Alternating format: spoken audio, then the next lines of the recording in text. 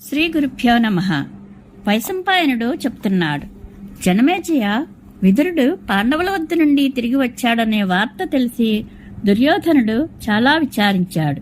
అతడు కర్ణ, శకుని, దుశ్శాసనులను పిలిచి, పాండవులకు హితైషి, మన తండ్రికి ఆంతరంగిక మంత్రి అయిన విదురుడు అడవి నుండి తిరిగి వచ్చాడు.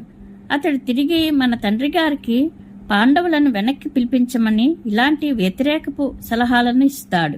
అతడు ఇలా చేయడానికి ముందే నా కార్యం సానుకూలమయ్యేలా మీరు ఏదో ఒక యుక్తి పన్నాలి అని చెప్పాడు.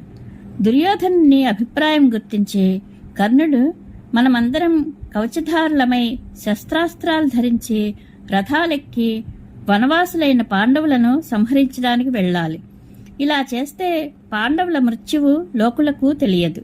పైగా మన విరోధం శాశ్వతంగా సమసిపోతుంది. పాండవులు యుద్ధానికి ఉత్సుకులు కానప్పుడు, శోకగ్రస్తులు, అసహాయులు అయి ఉన్నప్పుడే వారి మీద మనం విజయం సాధించాలి అన్నాడు. అందరూ కర్ణుడు చెప్పిన దానికి అంగీకరించారు. వారంతా క్రోధావేశంతో పాండవులను చంపడానికి రథాలెక్కి అడవికి వెళ్లడానికి సిద్ధమయ్యారు. వ్యాసమహర్షి పరిశుద్ధాంతఃకరణుడు. అతని సామర్థ్యం అనిర్వచనీయం. కౌరవులు పాండవులకు అనిష్టం కలిగించడానికి బయలుదేరుతున్న సమయంలోనే సరిగ్గా అక్కడికి వచ్చాడు. కౌరవుల దుర్బుద్ధి అతనికి దివ్యదృష్టి వలన తెలిసింది. అలా చేయవద్దని కౌరవులను స్పష్టంగా ఆదేశించి అతడు ధృతరాష్ట్రుని వద్దకు వచ్చాడు. అతడు ధృతరాష్ట్రునితో, ధృతరాష్ట్ర, నేను మీ మేలు కోరి చెప్తున్నాను. దుర్యోధనుడు కపటంతో జూదమాడి పాండవులను ఓడించి వారిని అడవుల పాలు చేయడం నాకు మంచిదిగా అనిపించడం లేదు. 13 సంవత్సరాల తరువాత కౌరవులు పెట్టిన కష్టాలను తలుచుకుంటూ పాండవులు ఉగ్రరూపంతో బాణవర్షం కురిపించి నీ కొడుకులను నాశనం చేస్తారు. అయ్యో, ఇదెక్కడి విడ్డూరం! దురాత్ముడైన దుర్యోధనుడు రాజ్యలోభంతో పాండవులను మట్టుపెట్టాలనుకుంటున్నాడు. నేను చెప్తూనే ఉన్నాను, నీ ప్రియపుత్రుడిని ఈ పని చేయకుండా అడ్డగించమని. అతడు ఏమీ మాట్లాడకుండా ఉంటున్నాడు. అతడు పాండవులను చంపడానికి యత్నిస్తే మాత్రం అతని ప్రాణాలకే ముప్పు వాటిల్లుతుంది. నా ఉద్దేశం ఏమిటంటే, దుర్యోధనుడు ఒంటరిగా అడవికి వెళ్లి పాండవుల వద్ద ఉండాలి. పాండవుల సత్సాంగత్యం వలన దుర్యోధనుని ద్వేషబుద్ధి నశించి ప్రేమభావం మొలకెత్తవచ్చును. కానీ ఇది చాలా కష్టం. పుట్టుకతో వచ్చిన స్వభావం మారడం అంత సులభం కాదు. కురువంశీయులు సురక్షితంగా జీవించి ఉండాలనుకుంటే నీవు నీ పుత్రుడు దుర్యోధనుని పాండవులతో కలిసిమెలిసి ఉండేలా చెయ్యి అని చెప్పాడు. ధృతరాష్ట్రుడు, జ్ఞానసంపన్నులైన మహర్షి, మీరు చెబుతున్నదే నేను చెప్తున్నాను. ఇది అందరికీ తెలిసిన విషయమే. కౌరవుల అభివృద్ధికి శుభం కలగడానికి మీరు ఏ సలహా ఇచ్చారో అదే విదురుడు, భీష్మద్రోణులు కూడా ఇచ్చారు. నా మీద మీకు అనుగ్రహం ఉంటే, కురువంశం మీద దయతలిస్తే నా దుష్టపుత్రుడు దుర్యోధనునికి మీరే ఇటువంటి శిక్ష ఇవ్వండి అని ప్రార్థించాడు. వ్యాసుడు, రాజా, కొద్దిసేపటిలోనే మహర్షి మైత్రేయుడు ఇక్కడికి వస్తున్నాడు. అతడు పాండవులను కలుసుకుని మనలను కలుసుకోవడానికి వస్తున్నాడు. అతడే నీ పుత్రునకు సంధివచనాలను ఉపదేశిస్తాడు. అతడు ఏది చెప్పినా మాట్లాడకుండా చేయాలనే విషయం మాత్రం మీకు సూచనగా చెప్తున్నాను. అతని ఆజ్ఞను ఉల్లంఘించినట్లయితే క్రోధంతో శాపమిస్తాడు అని చెప్పి వేదవ్యాస మహర్షి అక్కడి నుండి వెళ్లిపోయాడు.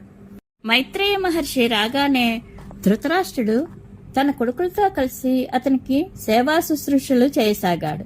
అతడు విశ్రమించిన తరువాత ధృతరాష్ట్రుడు అత్యంత వినయంగా, దేవా, కురుజాంగల దేశం నుండి ఇక్కడి వరకు మీరు సుఖంగా వచ్చారా?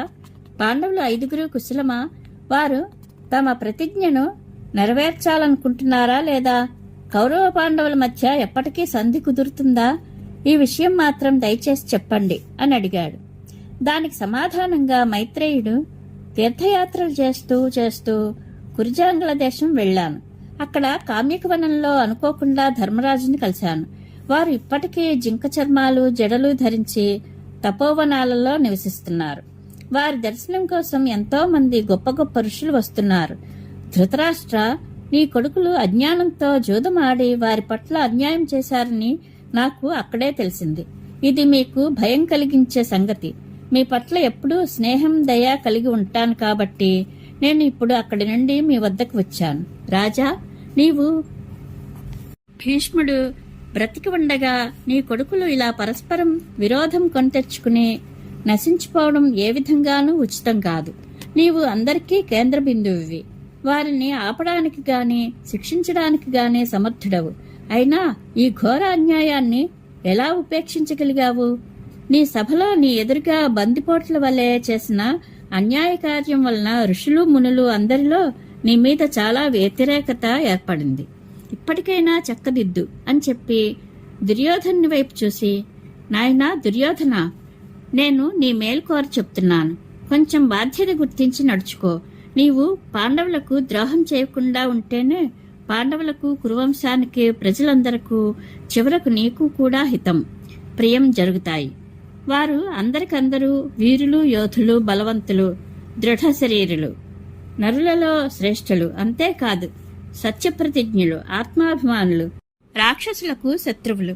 వారు కావాలనుకుంటే ఎప్పుడైనా ఏ రూపమైనా ధరించగలరు. వారి చేతులలో గొప్ప గొప్ప రాక్షసులు చావవలసి ఉంది. హిడింబుడు, బకుడు, కిమ్మీరుడు మొదలైన రాక్షసులందరూ వారి చేతిలోనే చచ్చారు. రాత్రిపూట ఇక్కడి నుండి వెళ్లేటప్పుడే కిమ్మీరుని వంటి బలవంతుడైన రాక్షసుని భీమసేనుడు మాటలలోనే చంపేశాడు. దిగ్విజయ సమయంలో భీమసేనుడు 10,000 ఏనుగుల బలం కల జరాసంధుని చంపేశాడనే విషయం నీవు వినే ఉంటావు. శ్రీకృష్ణ భగవానుడు వారికి బంధువు. ద్రుపదుని కొడుకులు వారికి బావమరుదులు. పాండవులను యుద్ధంలో ఎదుర్కొనగలిగేవారు ఇప్పుడు ఎవరూ లేరు. కాబట్టి నీవు వారితో సంధి చేసుకోవాలి. నాయనా, నా మాట విను.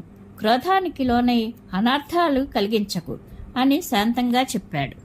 మైత్రేయ మహర్షి ఈ రీతిగా చెప్తూ ఉండగా దుర్యోధనుడు ఆ సమయంలో నవ్వుతూ, కాలితో నేల మీద రాస్తూ, ఏనుగు తండం వంటి తన తొడ మీద చేతితో తాళం వేస్తూ ఉండిపోయాడు. దుర్యోధన్ని ఈ ఔద్ధత్యాన్ని చూచి మైత్రేయుడు అతనికి శాపం ఇవ్వాలనుకున్నాడు. ఏదీ ఎవరి వశంలోనూ లేదు. విధాత సంకల్పం అలా ఉంది.